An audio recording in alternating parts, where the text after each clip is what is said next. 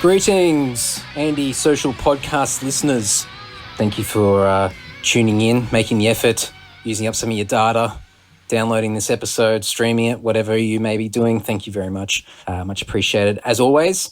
And welcome to people that are listening for the first time. Hopefully you've been attracted either by the guest of this episode or just you finally decided to take the plunge and give the podcast a shot. So do hope you enjoy it. Thanks for giving it a go, and hopefully this won't be the last time that you tune in. Getting matters underway, this podcast is not brought to you by the Christmas present I got from my fiancée Jess, which is one of those Jawbone, I think it's an Up 2. I should have actually looked it up before I started recording this. It's like a Fitbit from what I understand, and I've got to say I've only been using it for a week and a half, and I'm already blown away with how good it is. It's so cool. For somebody who sucks big time when it comes to personal fitness, exercise, this is perfect. This is perfect to get my head in the right space to be able to think about exercising, and is something that definitely links into my low level of OCD that I acknowledge at times. So what it is, for anyone who doesn't know, and I don't know exactly how a Fitbit works, so I could be way off the mark, so I'm not going to try and compare it to a Fitbit, but what this particular thing is, it's a little wristband that doesn't look too gay or anything like that, but what it does is just monitors your sleeping patterns, but also your movements throughout the day. So it's primarily based around sleep and also steps. So it's like a pedometer in a way, but a fancy one. So you download an app that sits on your phone, and it's synced up to the wristband. And what happens is the wristband collates all the data as you go throughout the day. And then whenever you feel like it, you can just go to your app and then refresh the app, and it syncs into the wristband and updates all the data. So one thing I was worried about is that I would have to have my data on all day, and there would be this constant stream of data going from my wrist to the phone, which would just chew through my monthly data plan for my mobile. Luckily, that's not the case, and I can just wait until the end of the day or whenever I feel like it, and then do the data dump, so to speak. But what it does is it goes through and it gets your weights, it gets your height, it gets your age, it gets your basic sort of parameters of where you're at as far as your physique, measurements and whatever. And then it starts getting you to set some goals on a daily basis. So it first looks at your sleeping patterns and says, on average, people of your age sleep 8 hours a day. So we recommend that you stick with 8. However, if you want to make your goal whatever it is, then it's up to you. So I decided I'd just stick with the default and just go for 8 hours sleep. And it gives you little tips along the way on a daily basis of all the benefits that come from sleeping at least a minimum of 7 hours a day. And this also helps with nutrition. It also does little tips and tricks for nutrition and also just basic exercise as well. So keeping on the sleeping side of things, what happens is I keep the wristband on all day except for just when I have a shower or when it comes time to charge it. Usually when you charge it, you get about 8 to 10 days worth, which is quite good. But I wear it to bed, and it just monitors my sleep. And when you wake up in the morning, you sync it up and have a look. It lets you know how long you slept, and it shows you where you were sleeping lightly and when you were in a deep sleep, in a sound sleep. And it's quite interesting to see the trends over a few days to see how your sleeping patterns sit. And it encourages you to go to bed at the same time every night and wake up at the same time every day, which can be a difficult thing. It's I'm certainly not used to that. I just sort of potter away and do all sorts of things and then look up at the time and go, oh shit, I better go to bed. So this is definitely something that has got me into a bit more of a routine. The little wristband vibrates about 40 minutes out from when I've set my own alarm, and gives me a little bit of a heads up, say, hey, you've got to start getting ready to hit the hay. So it gives you that, and it also gives you an average of when they, based on your sleeping patterns, when they expect you to go to sleep each night. So So what I've seen so far is that I generally sleep lighter throughout the night, and it's not until about 2 to 3 o'clock in the morning that I really start to have more solid sound sleep, and for longer periods of time. It's quite interesting, and I'm not sure. I really should have just looked this up to work out exactly how it actually monitors it, whether it goes off my pulse, or I assume it's probably the pulse. I don't know. You start off with light sleeping, and then it comes in for like this 5-minute period of like just deep sleep, and then I'm back into light sleep again. And as I said, it's not until the early hours of the morning that I start going into deep sleep for half an hour or an hour, or at a very rare occasion there might be just a one-off where I've just got 2 hours of solid deep sleeping, which is, from what I can see, not a common thing, at least for me anyway. So it is interesting to see, and I guess now once I get into more of a routine sleeping pattern, maybe I'll see some improvements with how I'm actually sleeping, because I think a lot of people might sleep for 8 hours, but their quality of sleep might not be crash hot. And the other thing it does is it gives you tips about, not drinking caffeine, a couple of hours before you go to bed, and certain things that link into exercise that'll help you sleep better as well. And I've never had an issue with sleeping, to be honest. I can put my head down anywhere, whether it be on a bed or on concrete or in whatever location. I've got no issues with sleeping whatsoever, but it is good to see that there's probably still some opportunity there to have an even better sleep than what I generally do anyway. The other side of it, the other main part, is this pedometer style aspect of this jawbone wristband. And basically, as what a pedometer does, it monitors your steps on a daily basis. So same thing with the sleeping side. It gives you an average of how many steps you should be doing based on people of your age and height and whatever. And so, like a lot of people out there, 10,000 steps a day is the stock standard thing that a lot of people recommend. So I just chuck that on there as a goal, and then it starts monitoring your daily steps. What I did initially is, because I wasn't doing any exercise whatsoever, I didn't make an effort to do any exercise. So I just went by my normal day just to see how many steps I generally do a day, without any effort or without any thought of trying to exercise. And I noticed that I was getting roughly around 3,500 to 4,500 steps a day. So for me, it didn't seem like such a challenge to try and get up to 10,000. But going back to what I said before about my underlying OCD at times, because it's all calculated, it's recorded, it's all this data sitting in this app, I'm conscious of it, and I want to be able to try and make that average per day. So now I'm finding that I'm sitting there at night going, I need another 5,000 steps. How am I going to do this? I better go and get my shoes on, and I'll go and get my phone out and put some headphones in and listen to a podcast, and I'll go for a walk. And before I know it, I've gone walking for an hour and a half, and I've done 12, 13,000 steps. So that surprised me, and it's got me quite excited, because I'm doing it without any effort whatsoever, without any pain, without any... It's not a chore at the moment. It's something that I've just, purely from an OCD point of view, just to make sure that I'm reaching my my average goal per day.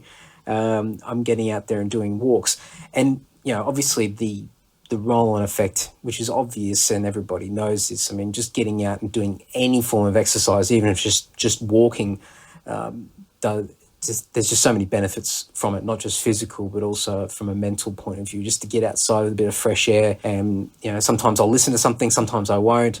It's a great way to just clear the head. And you could almost look at it as a way of meditation as well, for people that are interested in meditation, that can't do the sitting still thing.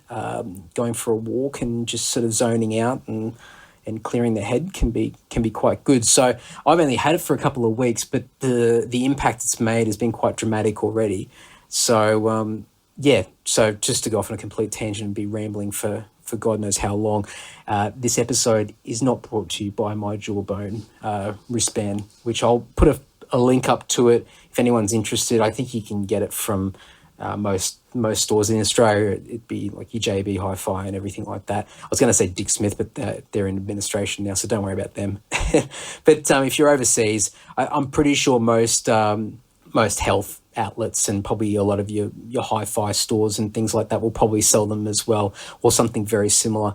And I've never been anyone that's been terribly enthused about wearing anything on my arm. I'm not an accessories guy or a jewelry guy. And when I first saw the Fitbit, I'm like, I don't want to wear something on my wrist. And when I got it for Christmas, I sort of went, ugh.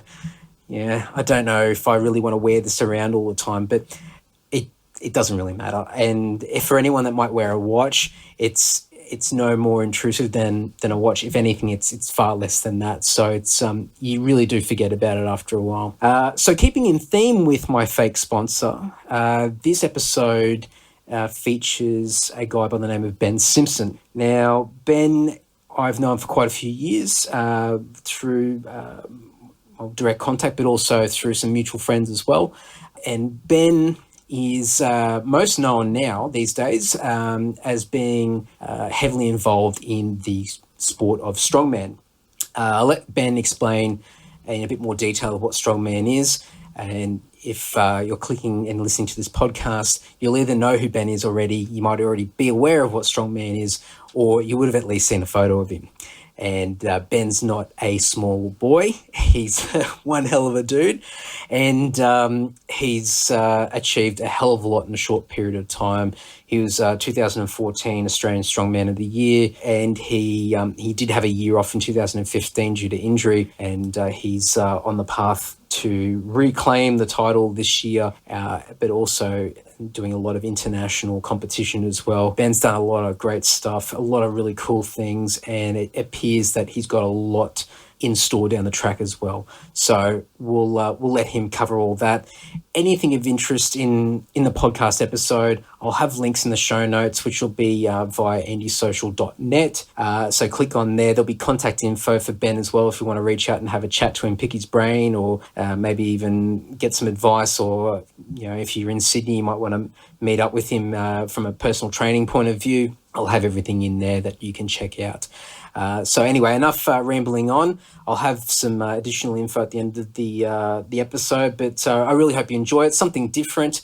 There is a bit of a link in there to metal music and whatnot. So for all you guys that are music fans and have been listening to the podcast due to the links into metal and to music in general, there is still some links in here that you'll find quite interesting. So definitely give it a listen. But I think you'll find that this episode's really interesting regardless anyway. So hope you guys enjoy it. Cheers. I guess the big thing is the strongman stuff. So maybe just explain what strongman is and what it's all about. Yep. So strongman is one of the three major strength sports. I mean, basically when people think of any kind of gym-related activity, there's sort of like Olympic weightlifting, powerlifting, and strongman when it comes to the strength side of things. Powerlifting and weightlifting are based just around barbell stuff. So you've got the clean and jerk in Olympic weightlifting, and then powerlifting, you've got the squat, bench, and deadlift. Where strongman's really, rather than it being set things every single comp, you often don't find out until right beforehand. And the events can be literally anything from thousands of events. So with strongman, the events that everyone sort of knows and that they see on TV quite regularly, usually the truck pulls. So they're probably the most common one. And then also the Atlas stones as well. But with strongman, you can literally be asked to do almost any kind of strength-related event at a competition that you go to. So sometimes I'll throw in just absolutely random stuff, like you might have a loading event with like fridges and washing machines and stuff like that. I guess the main difference with strongman is rather than training specifically just for 2 or 3 lifts, you have to be strong everywhere, and you often don't know what you've got to do until sometimes, like I just did an international comp in Portugal at the end of last year. We found out the day before the comp what the events were. So is that a case of just, if you find out the night before or the day before, that you just go into this mad rush? I mean, you'd be prepared to a degree anyway, but just sort of cramming to make sure that now that you know what's ahead of you, that you just try and do some last minute training to focus on Yeah, it? so usually you can't even really do that simply because it's just too late. Yeah. If you try and train the day before a competition, your body will be way too burned out for the actual comp itself because of the weights that you're moving. So you can definitely do some small technique stuff, but the problem is if you're in another country, you often don't have access to equipment unless you go to the venue itself, which is often locked up. So you really it's got all to like trying to go to the SCG and run on the field like a day before a game. It doesn't really work. Yeah. So I guess that's a big thing compared to, as you said before, the other powerlifting and Olympic lifting, is that you really got to, when you do your training throughout the year, you've just got to do a bit of everything to really cover yourself in these circumstances. Yeah, exactly, mate. So you pretty much got to come into the event prepped for anything. So it's different from event to event. Some events will give you sort of like a 3 to 6 weeks notice. But you won't usually ever get any more than 6 weeks. That's sort of like the max that you'll usually receive as warning. But to be honest, that's something that really attracts me to the sport, because you're not just good at a couple of things. You have to be good at everything pretty much all year round if you want to be successful at it, which to me is a much truer show of what a strength athlete should be, rather than just focusing on 2 or 3 lifts. I still respect those sports, but to me, in my opinion, it was just an easy choice for me between the 3 to go for strongman. It's like the joke you see online all the time about dudes in the gym that skip leg day. Yeah, exactly. Unfortunately, that's a vast majority of people that go to the gym. Well, actually, that's why there's not enough guys that do strongman. Yeah, well, I was going to say, I'll go off on a quick tangent straight away, because you're a personal trainer, is that right? Yeah, that's right, yeah. So, I mean, my experience in a gym is pretty damn limited, I must say, even though I attempt it multiple times and always fail. But a lot of the guys in there, from a personal trainer point of view, do you find that a lot of the guys that go in there to bulk up are more concerned about the aesthetics of it more so than the competency to be able to achieve a physical goal to be able to increase their strength? Definitely.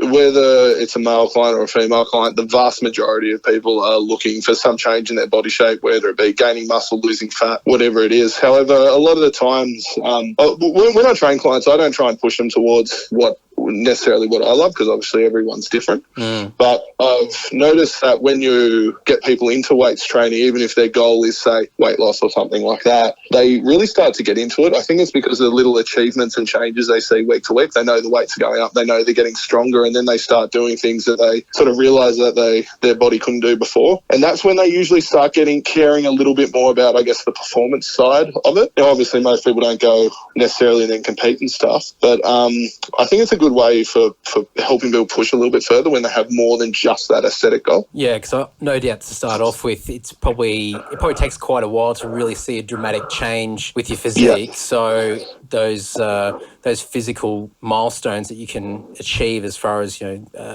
strength and whatnot would definitely be the motivators early on to kind of keep you going. Yeah, definitely.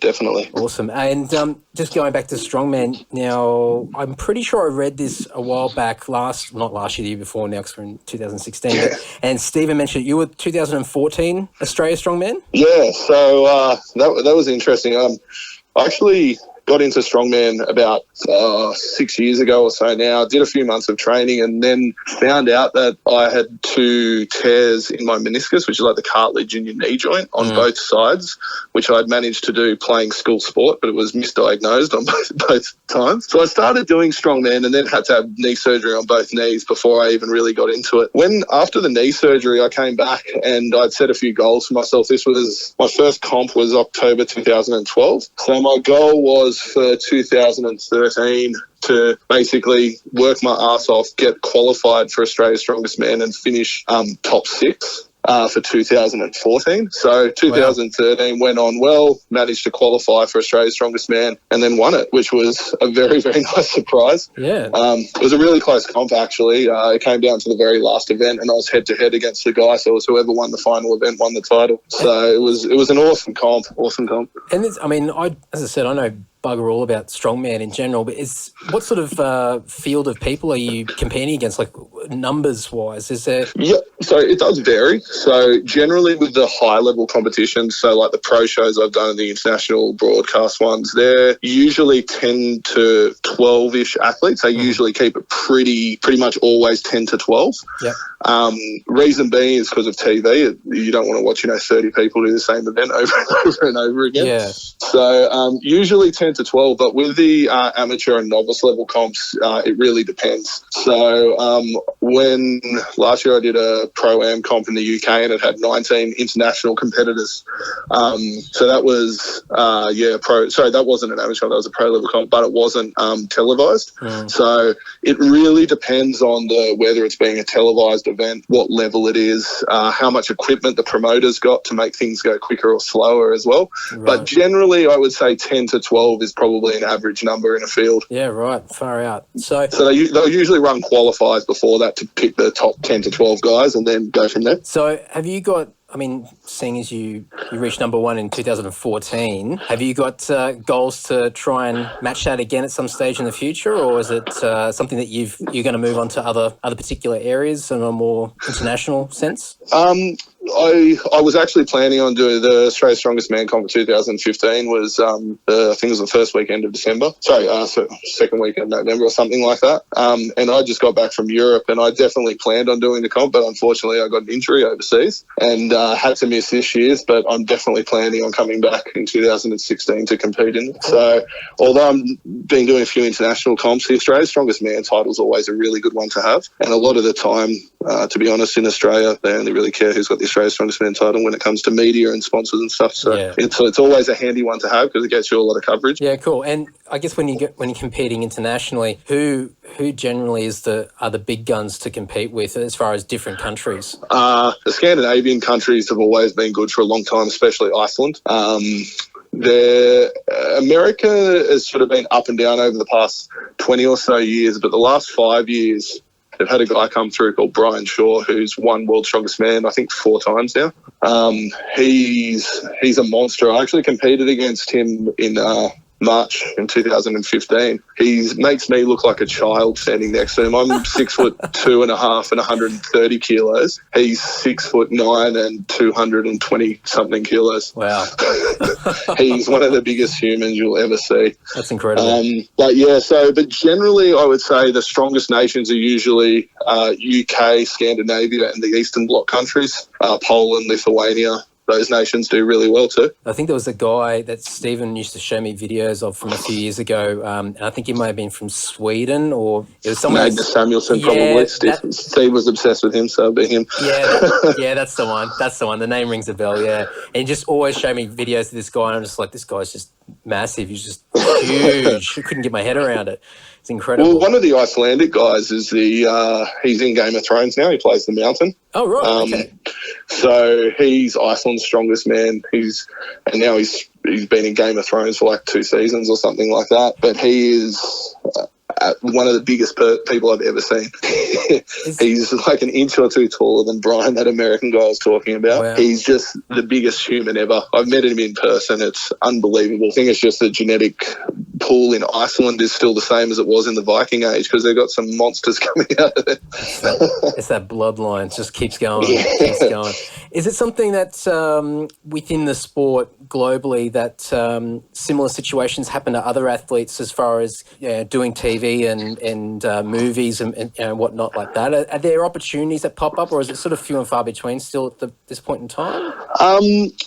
I think the TV opportunities, he got jumped on simply because of his size. Yeah. Like, he didn't have any acting experience or anything. He's just a freak of nature. Having said that, though, not so much acting in the sense of, like, full TV shows or movies, but usually a lot of promotional work, TV ad, that kind of stuff. Yeah.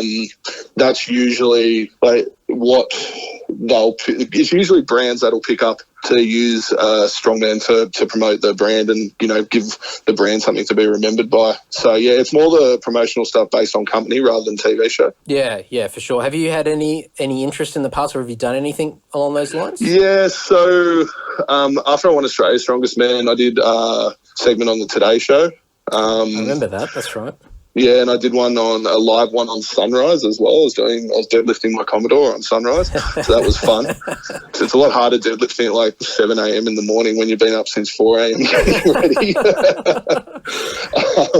And then, I did a radio promotion Australia-wide with Mercedes and Triple M as well. So, yeah, I had quite a few things come around.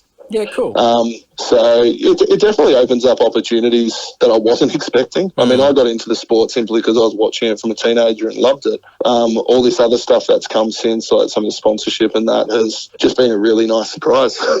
Yeah, and I guess that might just go back a little bit, just going off on another tangent, because you mentioned why you sort of went down the path of strongman over some of the other, powerlifting and Olympic lifting. But you just mentioned there how you got into the whole strongman sport because you were watching on TV. But were you already sort of going down the path of physical, the whole fitness thing and no, actually, no? not at all. So the strongman really sort of got you going?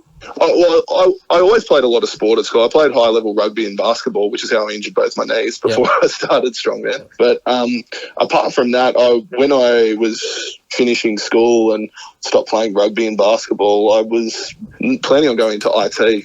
So nothing to do with personal training or strength sports or anything like that. But then because I missed sort of playing a bit of sport each week, I took up weights training and just kept doing the weights training. I was already watching Strongman at that point, and then a few years later, I'm sort of thought to myself, well, I'm really enjoying this. I'd already started personal training as a job rather over IT, which I think was a good choice. It's a lot more interesting. And then basically I just got more and more into the weights training. I'm like, well, I'm watching this stuff on TV and I really enjoy watching it. I'm enjoying lifting stuff. So I thought I'd look around Sydney and see if I could find anywhere. But back then, only 5 years ago, there was literally like one gym in Sydney that had the equipment and was in Cronulla. Right. So everyone else, me and Steve were basically training on the footpath out the front of my house in Five Dock for years. so pulling trucks down the street and running up and down the footpath with heavy stuff.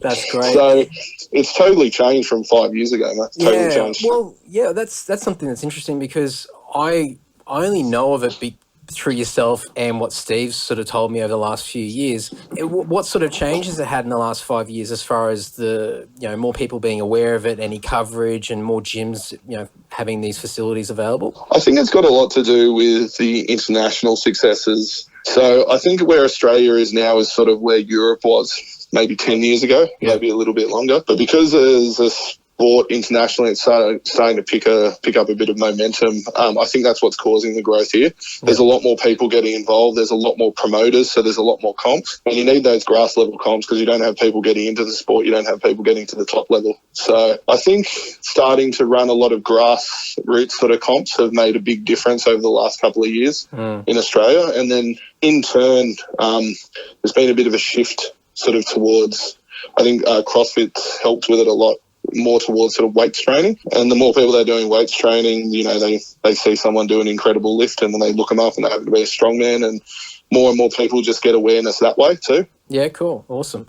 I see a lot more bulked up dudes walking around these days than several years ago. And even like really, really young guys who are like barely 18. I just look at them and go, oh shit. Like, it's getting to a point where they're almost half my age and they just crush me. These guys are massive. So it's something I've noticed, but I don't know if that's sort of always been around or if it's had a bit of a surge. I think that comes down a lot to body image change in young kids. I mean, when we were growing up, I mean, I know you went in New South Wales at school. You were in Brizzy, weren't you? Yeah. Yeah, so, I mean, it was probably the same for you then. No one gave a shit as a bloke. I mean, girls did, but no one gave a shit as a bloke what you look like. Where I think over the last, 12 or so years, things have really changed. So I agree with you. I mean, working in a gym, I see so many more young guys there now that are a lot bigger than they used to be. But a lot of the time, it's also coming down to them just training for the looks as well. Yeah, absolutely. It's definitely I mean, I just remember being in school, I think we were more concerned about just getting drunk on Woodstock cans and walking around the streets causing trouble more so than how we looked. Yeah, so... Yeah, I think that's pretty much exactly the same. Going on, I guess, going back to old mate from Iceland and how massive he is, I mean, you're still a big dude yourself. Now, to get as big as you are, you've obviously got to put a fair bit in. Yep. So I'm curious as to, because you probably don't know him, I don't think you would have met him personally, but Mark in our band does some weights, and he's a big dude. He's nowhere near as massive as you are, but that guy goes through about a carton of eggs a day, which for me is just ridiculous. I can't get my head around it. But I can only imagine that you'd be sort of at least around that level, going a little bit more as far as content or quantity of food that you have to intake to make that body mass? Yeah, definitely, man. I'm at 130 kilos. I'm usually the lightest guy competing. You're right. So most of the guys probably set average weight to be about 150, 160. The reason it's 100% food. If you don't eat enough, you're not going to gain weight. Yeah. I just find, which is the opposite of what most people want. My metabolism's quite quick, which is usually good. But with my sport, I'm trying to gain weight, and I'm already heavy, meaning I've got to eat way more. So, I mean, a normal sort of, an average sort of calorie intake for a male would be about 2,000, 2,500. I usually try and hit 5,000 to 6,000 a day. Oof, yeah. So I'm pretty much literally eating double and a bit what a normal sort of guy would. What I eat changes all the time.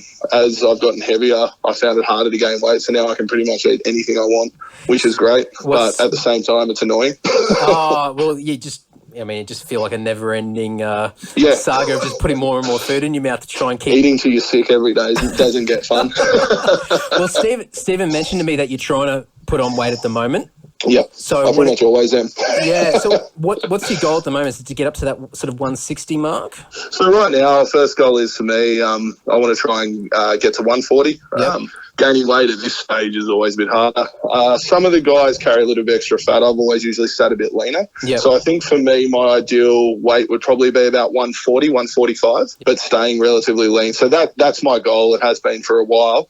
I'm still edging my way to it. Yeah, and so what's I know you said the intake and the food changes all the time, but what's an average or a sort of an average day look like for food? What sort of stuff do you? Yeah. So normally, like if I run through a relatively standard day, this isn't prepping for anything in particular, just sort of off-season training. Usually in the morning, like breakfast, I'll usually have 6 eggs with 200 to 300 grams of some type of meat. Mm-hmm. So that'll either be steak, bacon, smoked salmon, just whatever I feel like, really. And then I'll usually have a litre of chocolate milk with that. Yeah. The reason chocolate milk is just because it's got more calories in it and it tastes amazing. Fair call. And then after that, usually I'll have a mass gain shake, which is basically just a really high calorie shake, which I make up myself, which is like 2 bananas, peanut butter, a litre of full cream milk, honey, protein powder and oil. So I usually have half of that at morning tea time. Then lunch, I'll usually have. Lately, I've been going to the Vietnamese roll shop every day for lunch. Yeah, nice. Like Vietnamese beef or chicken roll with 2 sausage rolls. Plus, then before I go to work, I'll have the other half of that mass gain shake. Then I usually work, come home, have dinner. And then when I have dinner, I usually probably have dinner about 9:30ish at night. Yeah. And I pretty much eat from 9:30 till about midnight, just nonstop. So that I just graze for like sort of 3 or so hours. Wow. And like what sort of, like, have you got any examples of what you graze on for that period of time? So usually dinner will be some type of meat, some type of carb, and some type of vegetable. Yeah. Sounds boring, but I always make fancy stuff. Yeah. And then usually after that, I usually have the rest of the chocolate milk, like have another litre. Yeah. I'll have ice cream, I'll have chips, I'll have chocolate, I'll have whatever I can to try and get my calories as high as possible. If I've had a bad day eating, as in I haven't eaten a lot of food, I'll just cram in as much junk food as I possibly can to try and get my calories up. Because when you're trying to gain muscle, as long as you're getting enough protein, it doesn't really matter where the other calories come from too much. Yep. Obviously, long-term health-wise it does, but when it comes to gaining weight, it doesn't. Yeah. So, I can pretty much get away with eating whatever I want. And eating sort of just going hard from about 9 till midnight, is that, I mean, when people are trying to lose weight, they say don't eat late at night because you're not burning it off. So is that why you're doing it late at night? Not really. It's just because generally for me, that's personally when I feel the hungriest. Yeah, okay. Cool. I don't have a huge appetite in the mornings. Yeah. I know my morning meal's still a lot bigger than most people's, but compared to what I eat the rest of the day, I always struggle in the morning. So it's just a personal preference for me. I just find it a lot easier to get the calories in at night time. Yeah, cool. And that must set you back a little bit money-wise to maintain that. I've been with my girlfriend for 6 years now, and I pay for the vast majority of groceries because I eat the vast majority of them, which I think is fair enough. That's incredible. I mean, even when we go on tour and Mark we'll go somewhere and we're like go and have breakfast at a cafe, and they've always got, you know, the big breakfast, and he gives them grief every time. He goes, "How big's your breakfast?" They say, "Oh, it's pretty big." He goes, "Yeah, I don't know about that." And he goes, "Can I get 2?" And then it comes out small. Yeah, that's right. And then he gets really annoyed because he goes, "You told me it was big," and they said, "Oh, well, it is big." And he's like, "Can you get another one for me?" And so, and so he's at least having 2, and then he gets some extra eggs on the side and extra this and extra that, and we just laugh because it's comedic every time, because it's just the same scenario each time, because he always at least gives them an opportunity to say, "How big is it?" And he kind of just hopes that they look at him and go, "All right, mate, we'll make it big for you." But it's actually not a bad idea, because you sort of hope they would, but obviously it doesn't work. It's just constant disappointment every time.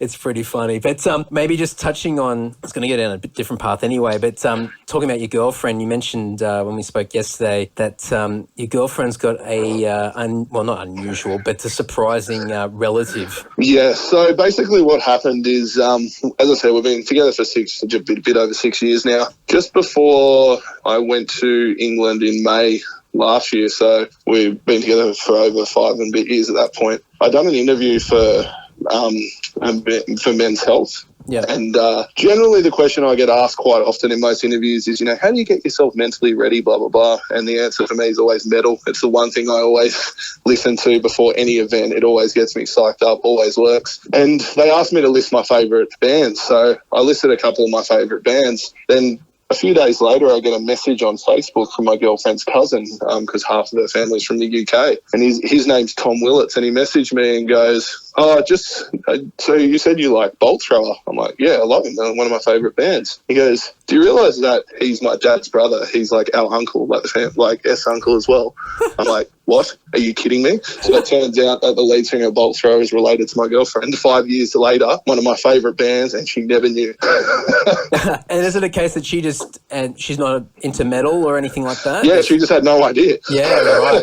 She had no idea that he was even in Bolt Thrower. Wow. So then I went over, and while I was over there for the comp, I spent a bit of time with him. It's actually an absolute top bloke, man. Most down-to-earth guy. You'd never, ever pick him as being the lead singer of one of the biggest death metal bands ever. Well, you must have been, like a lot of other people, pretty gutted when the whole thing went down last year with tell me about it, Yeah, yeah, that was shocking, man. I bumped the sand for ages, and obviously for the band, it's a really shit situation. I mean, I think Kitty'd been in the band for 20 years, so he was only 18 when he joined the band. Yeah. So they'd known him since he literally was a kid, hence the nickname. Yeah, absolutely. So pretty shit situation. So basically, I don't think they really know what happened. Yeah, because I think he just collapsed or something just after practice or something. They had a rehearsal and then he just went down. Yeah. So I did speak to Carl about it, and he basically just said, he just wasn't feeling well during a rehearsal, so they cut it short, and went home and went to bed and didn't wake up.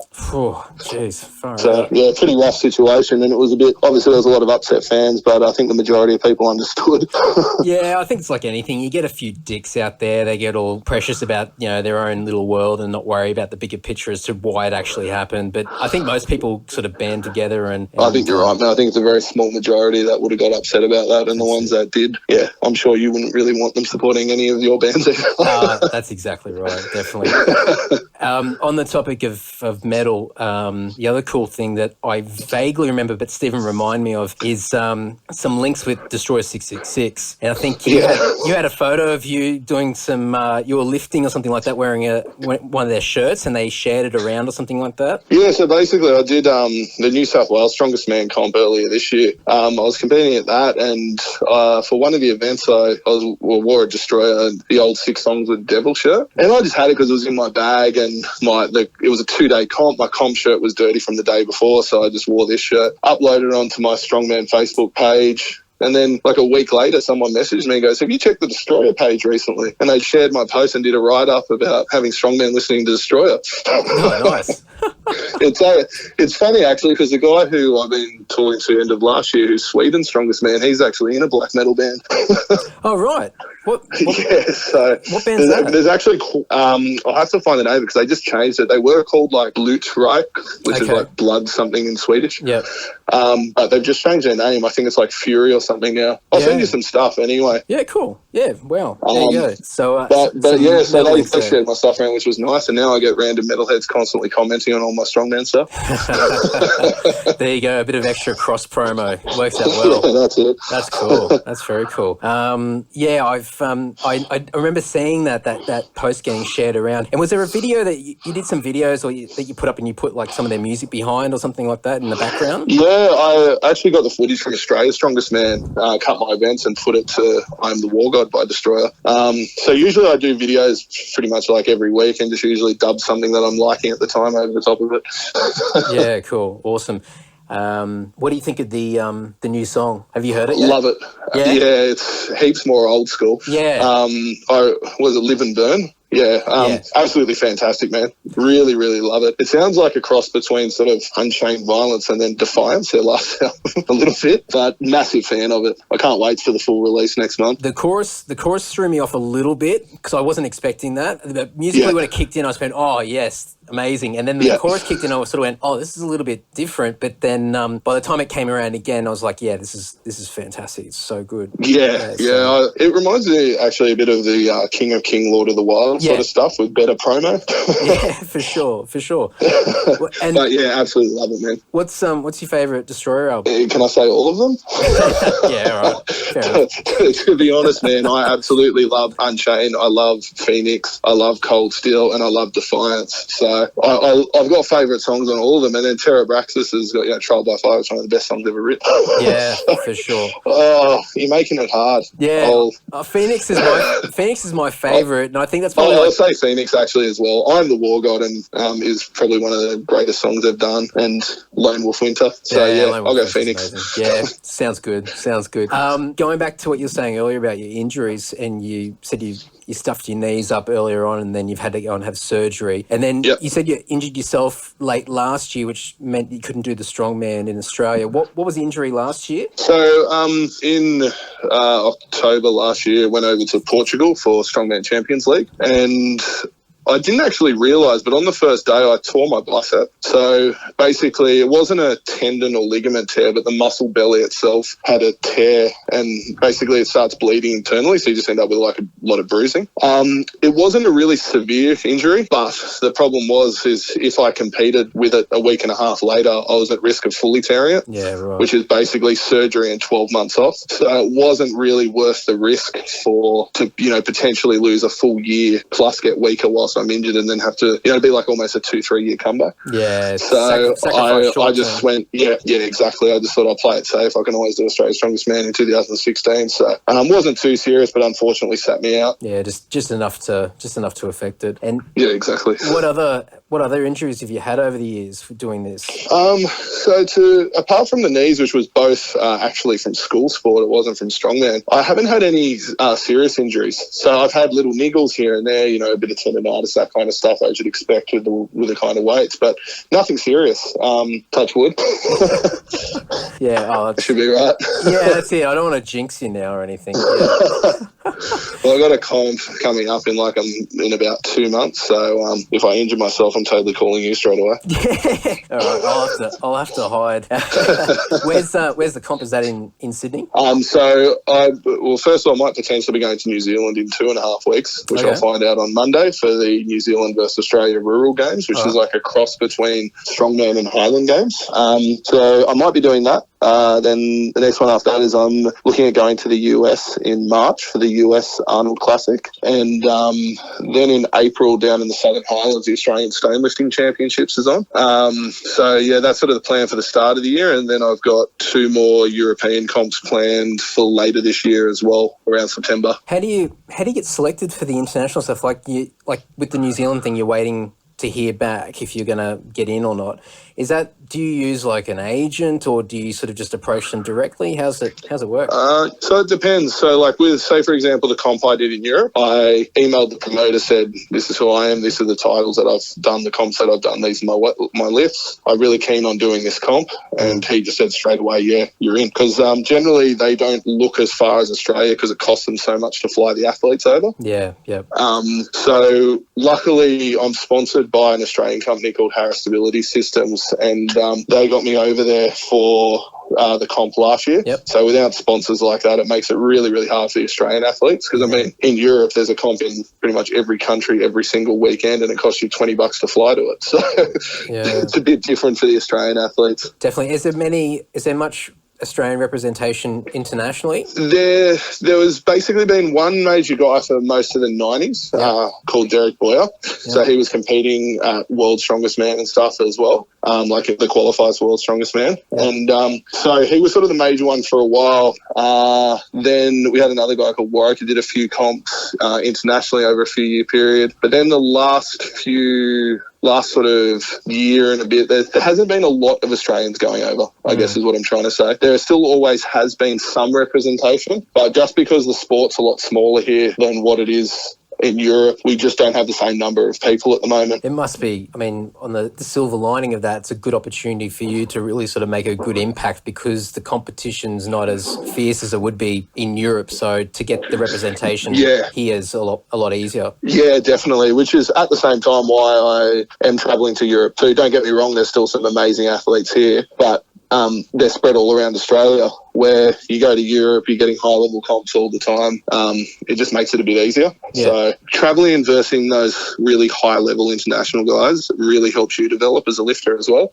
Generally in the sport, it's a bit different to what you'd expect with other sports. Everyone basically, like let's say combat did in Europe, we were there for 4 days. We're all staying in the same hotel. And, you know, all the athletes just hang out the whole time. It's not like there's rivalry really between any of them. They're basically all really good mates. So it makes for a really awesome environment when you do travel internationally as well. Well, and then you wouldn't have to worry about getting served like small meals or anything like that because you're all in the same. You're all in the same boat. Well, it's funny you say that.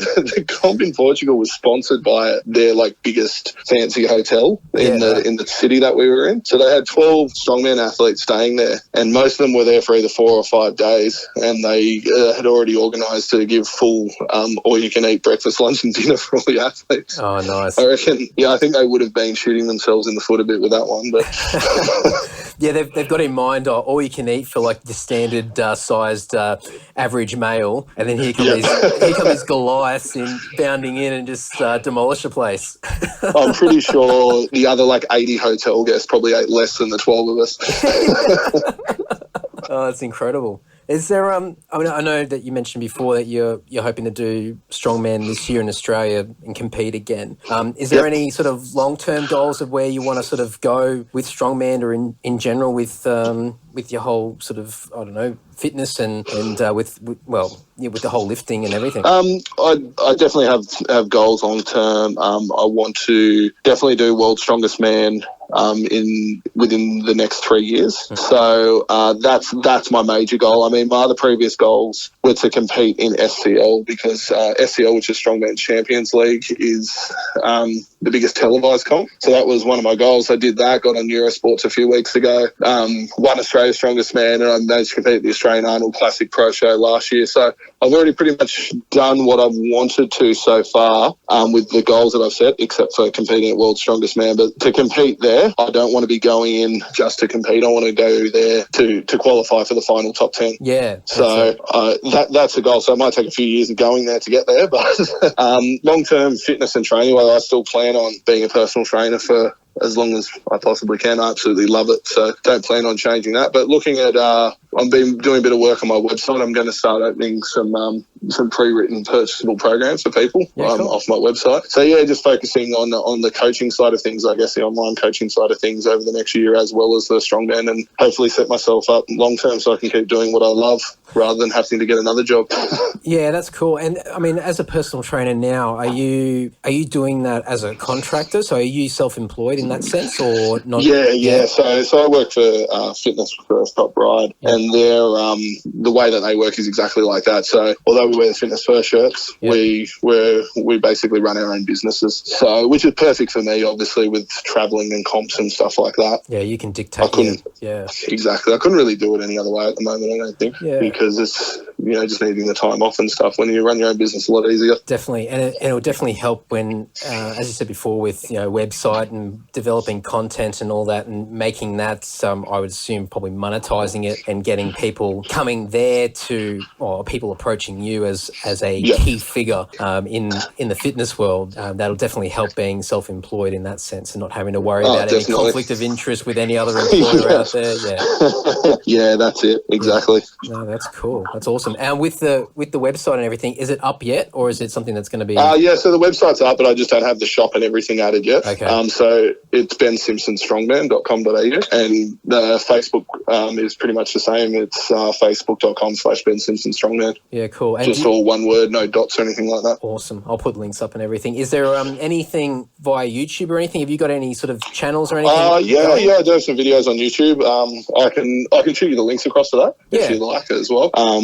So I've got some stuff on YouTube, but then over the last sort of year or so, I've pretty much been uploading the majority onto my Facebook page directly. Yeah, okay, cool. Awesome. Yeah, I've that's something with me. I mean, obviously a completely different world to you, but I'm looking down a similar path as far as creating content and doing things for against my own name, and doing like this podcast and developing the YouTube channel, which I'll end up doing actual videos, not just uploading audio and everything over there. So it's always interesting to see other people doing similar things as far as just getting their own business out there online and promoting their own brand and all that. So it's cool to see, and I'll definitely put up links for everyone to check out. I guess you are in a similar situation where it's sort of trying to make a brand out of yourself as well, which isn't always easy. No, it's not. Well, I was talking to Rigel from Dawn of always stuff up their name, Dawn of Azazel or Azazel, and I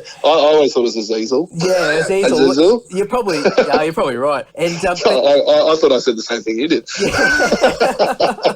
He's doing something completely different at the moment with he's doing keynote speaking and developing a sort of a training thing around conflict is good within sort of corporate environments, and he's got to create his own brand against his own name, and he sort of said it just feels I'm not that sort of person that boasts about myself and how good I am. So he had to sort of overcome that whole ego thing and go, I don't want people to think I'm a bit of a wank. Funny you say that, actually. I hate putting up pictures of myself training and stuff like that. Yeah. Because I've always felt the same. But, my partner's always like, you've got to do it, because if you're going to make a brand out of yourself, you can't not post anything about you. And I'm the same. I mean, it's good with the band side of things, because it's not Andy Dowling and the Lord Cadets. It's just, I thought that's what the name of the band had changed to. I might have to. Shit, I'm out of touch with power metal. Yeah, that's. I might have to work on that one, but at least I can. Definitely a side project. Me and Sis can join. Yeah, sounds good. I can't play anything, but that's all right. You can just prance around. That's fine. Okay, sweet. Mano wore undies on. Yeah, that's right. Hey, you never know. That could make more money than anything else I've ever done. So. I don't know what fan base I'd attract that. Hey, I'll sell out, whatever it takes, man. Whatever it takes.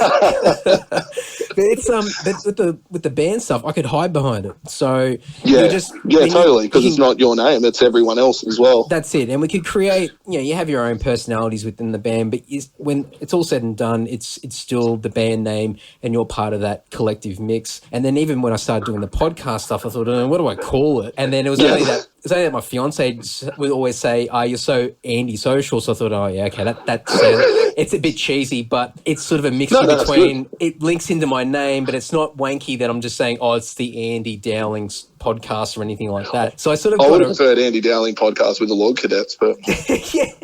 Well, that can be the offshoot. I'll do another one later on down the track. But yeah, I had the same thing. Like I'm sort of thinking now, well, should I be doing like some sort of, more visuals and getting photos and things like that to sort of link in with the branding of the podcast? And I'm going through that whole phase now where I'm reluctant to do it because I don't want to be that wank online where people take the piss and everything. But I think for everyone, and you're probably in the same boat, I think we're our worst enemy. We're the ones that are most critical of ourselves. And I think most people in general don't see us in the same light as we see ourselves. So, yeah, I was about to say, I think if you've got that concern in the first place, you're not the kind of person that's going to be, even if you're talking about yourself, it's not going to be an arrogant post anyway, so people aren't going to think that. Yeah. But I'm sort of the same as you. It's still hard to post about yourself. Yeah, definitely. Oh, we'll keep battling forth and we'll get over it eventually. One day. That's it, man. Well, awesome. Yeah, I'll put all the links up and maybe we'll touch base again when you're getting closer to competing later in the year for Australian Strongman, and we'll just see how you're tracking. Yeah, sweet, man. It'd be good to, because I know there's quite a few people that listen that would find this interesting and are sort of into sort of personal fitness, even on a basic level. So I think just to see it on a more of an extreme side, I think we'll get a lot of people's interest. So I think maybe when we catch up again, when you're getting closer to the comp later in the year, just to get a bit of an idea of the sort of things that you're doing, to a bit more from a technical point of view, to understand what you're doing. Yeah, definitely. And I'm always happy if you've got people that are interested in fitness stuff, if you want to do something about, something more general as well. Like if you ever do something about weight loss or muscle gain, anything, gym related, I'm happy to come on and talk about it as well, because, the majority of people I deal with are general population anyway. Yeah, for sure. Well, so, maybe we should do a group one with Steve, and then you guys can talk to me again about how awesome kettlebells are, because Steve was trying to sell me on kettlebells for ages. He even he goes, oh man, I'll give you one, you can borrow it for a while. And so I went around to his place and he gave me one, and he gave me a little demonstration. I went, yeah, okay, this seems pretty cool. And I started with the best intentions, and several weeks later, it just sat on my floor in my room and just... that's how most people's equipment goes. Yeah, that's it. And eventually he sort of contacted me and said, have you got that kettlebell? And I'm like, oh, yeah, it's around here somewhere. Yeah, okay. It's holding my garage door open. I'll drop it back with you. But I find it interesting, but I think maybe this is another thing we could probably chat about down the track with it's the mental game. It's the mental side of it, which is the hardest thing for most people. And it's getting into the right headspace where you can find that motivation. Yeah, definitely. I 100% agree with that, man, 100%. And it's like anything, any sort of skill that you want to do, you're not going to do it unless you truly want to do it. And if you don't, you got to do it for the right reasons. And if your head's not in the right space for it, then you haven't got a hope in hell. So especially when it comes to training like max lift stuff. Yeah, I can literally have a weight that I'd miss by a mile, but then if I'm in the right headspace, I'd make it easy. It's amazing the difference that it makes just instantaneously as well. Definitely. Well, actually, while I decided to go off on that tangent then, what are some of the things that you use to sort of get you through? Because obviously you have your on days and your off days. Some days you're just trying to find that motivation. What's the sort of thing that keeps you fueled and keeps you moving? Is it the end goal of the achievements and the goals for Strongman, or are there smaller things throughout the day that sort of keep you going? So I guess when it comes to motivation, a big thing that always works is watching World's Strongest Man, because that's still a goal I want to get to. So watching comps always works, or watching videos of other high level guys. Yep. That always works for me because it makes me hungry, going, that prick's lifting more than me. So fuck this, I'm going to get stronger. And then that usually helps a lot with the headspace if you know that someone's better than you out there. Yeah. And the other thing is when it comes to short-term motivation, like I said before, seriously, metal for me. Yeah. It makes the biggest difference. I can be, training at my work and basically feeling like I can't lift the weight in front of me, put some Destroyer in my headphones, next minute the weight goes up easy. I just find the right songs definitely put me in the right headspace, like an aggressive headspace, but a controlled one, where I can still think about what I'm doing. Definitely long-term goals, watching videos of people competing, that kind of stuff, and then short-term, metal. Yeah, cool. And you mentioned obviously a few bands before. What are the main ones at the moment from metal bands? Concerned? This is a band I've been into heaps the last few months. Is a band called Ranger. They're an 80s like speed thrash band 80s sounding speed thrash band from Finland. Yeah. But they actually formed like a year and a half, 2 years ago. Yeah, I'll right. have to send you some, man. If you like that stuff, you will cream yourself over these guys. Okay, cool. They are absolutely amazing. They're so old school. So I've been listening to a heap of them because obviously any kind of thrash metal is very fast. So that always helps when training. Yeah. Destroyer as always. Inquisition. Yep. Absolutely love those guys. I've been listening to a lot of them when I train. Astrial, actually, a really good one I'm trying to get psyched up. Nice. Awesome. Some of their stuff works really well. So like Reaper of Dark Ages and Glories of the Night Sky. Yep. Put that build up when you're getting ready for your set and then as the song starts. So yeah, those always work. Awesome. Primordial. Yeah, cool.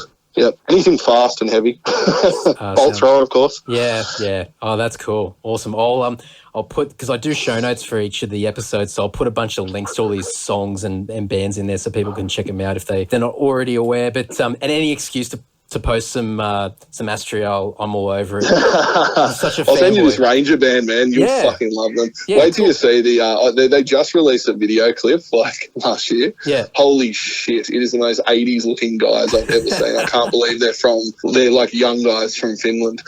So what is it, sort of 80s speed metal? Yeah, it's like speed thrash, but his vocals are really varied.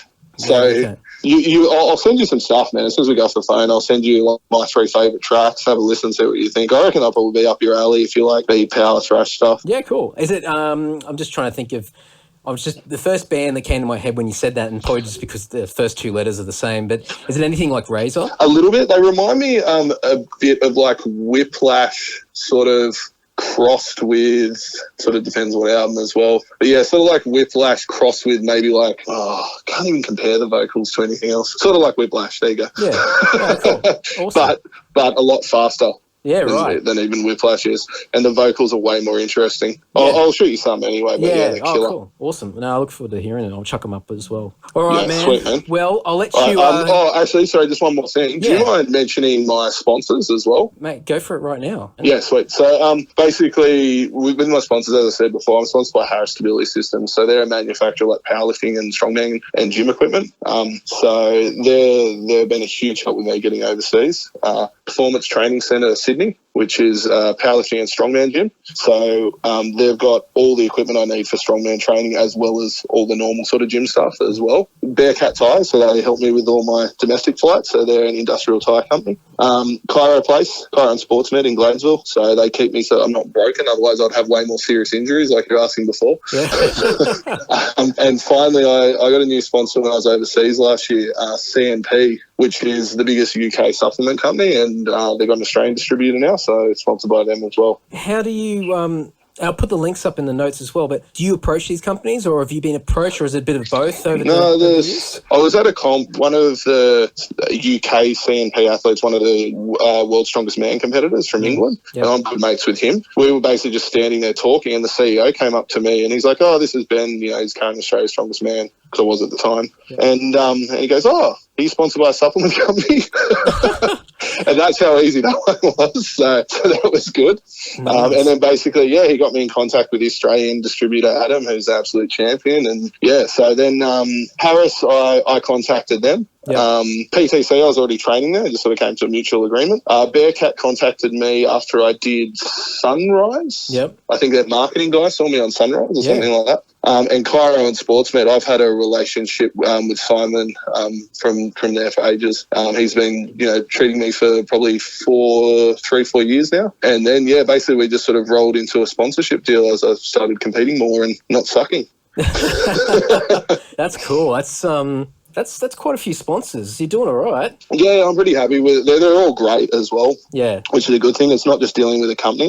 You're dealing with individuals with all of them. And you've got a direct contact and they all really care. I mean, a good example is like CNP, the supplement company. The guy was sending me the last few things that I wanted. which I had told him about a few days before. And then I'd gotten a flu and he found out about it. So he sent me like vitamins and green products to try and get me better, which I didn't even ask for, just cool. Little things like that. So yeah. I'm really blessed with the sponsors that I've got. That's cool. And it's it definitely helps because I'm just comparing to the experiences that I have sort of within the music scene. Anytime there's anything sponsored, at least within a local level, it's usually very superficial. It's more of a case that we'll post your thing on our website and we'll put each other's logos on each other's like pictures and posters and whatever. But it's nothing more than that. And it's not really a mutual interest to really sort of push each other. It's more of a case of, can I get my logo somewhere else? And that's it. So that's very, very, it's actually even worse in the fitness industry, not so much with Strongman, but pretty much the largest chain of supplement stores, they sponsor a lot of people. But the way the sponsorship works is you only get money for their products if you get someone to come in the store and buy something with their own money, then you get some credit off that sale. So basically you're a salesman for free, without a wage. Yeah.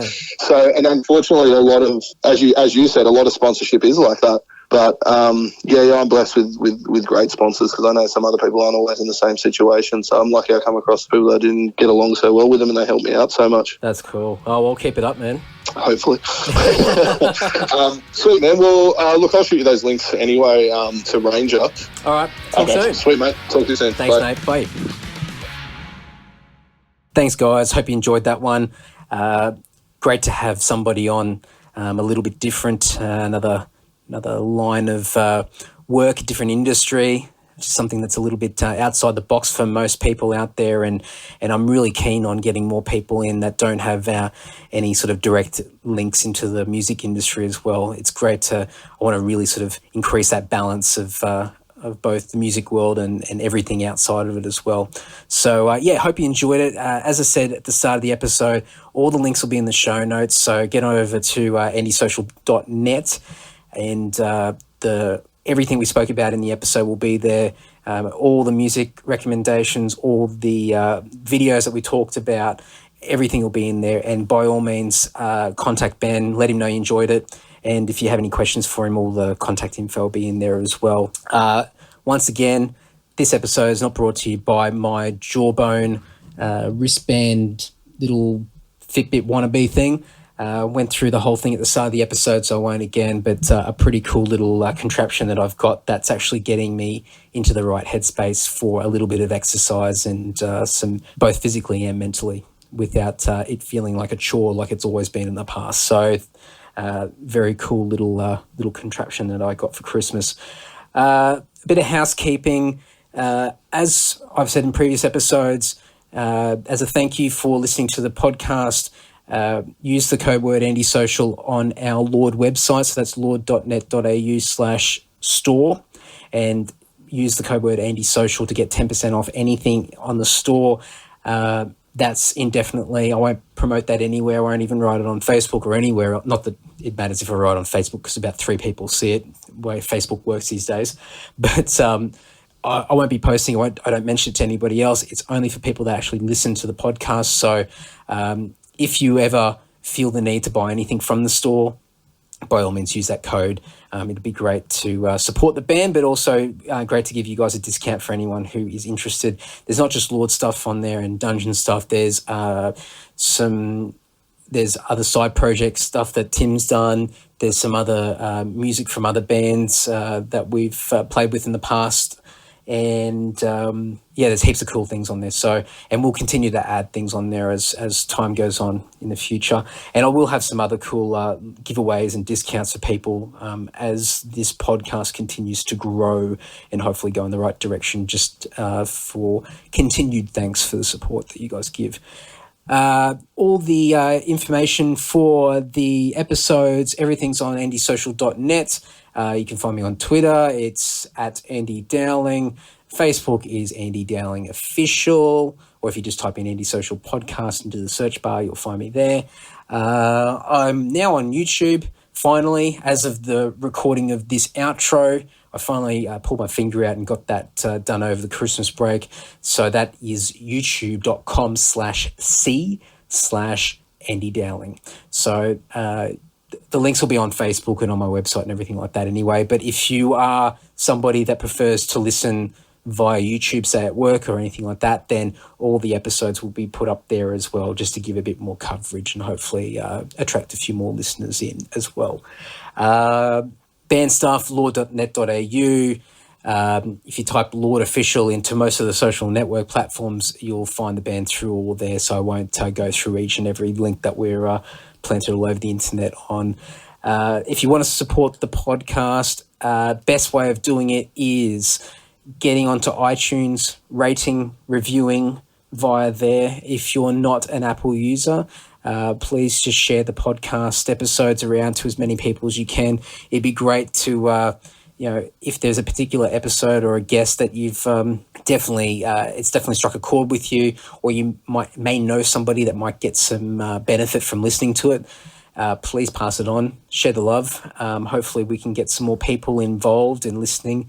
And, the great thing about this podcast, which I'm already starting to see, and I'm sure I've mentioned this before and I'll be like a broken down record, is that the more people that become part of this podcast, whether it be from a listener point of view or a guest aspect, it just continues to make this thing bigger and better. And I find new guests, I find new people through referrals.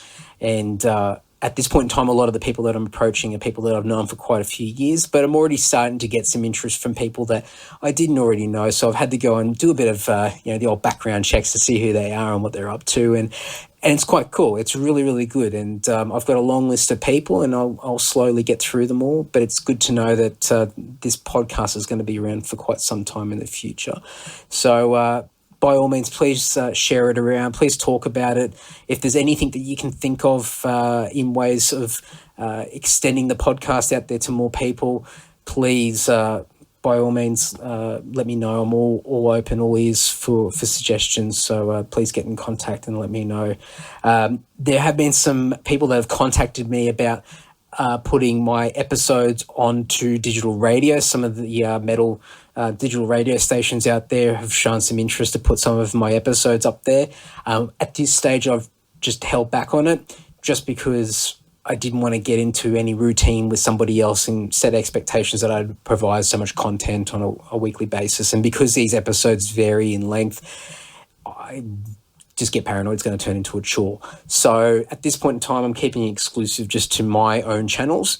But I will look at doing a bit of cross promo for a lot of different people out there, and we'll see where it all pans out. But it's great to see that people are already reaching out and throwing ideas at me to look at ways of helping the podcast become bigger and better. And I want to do it in a way that I'm helping other people as well. So if there's something that I can do for you guys out there, if there's something that you can think of that we can both mutually benefit from, then yeah, hit me up and we'll chat. Plenty of stuff coming up soon. I'm still trying to get into this whole thing of producing 2 episodes a week.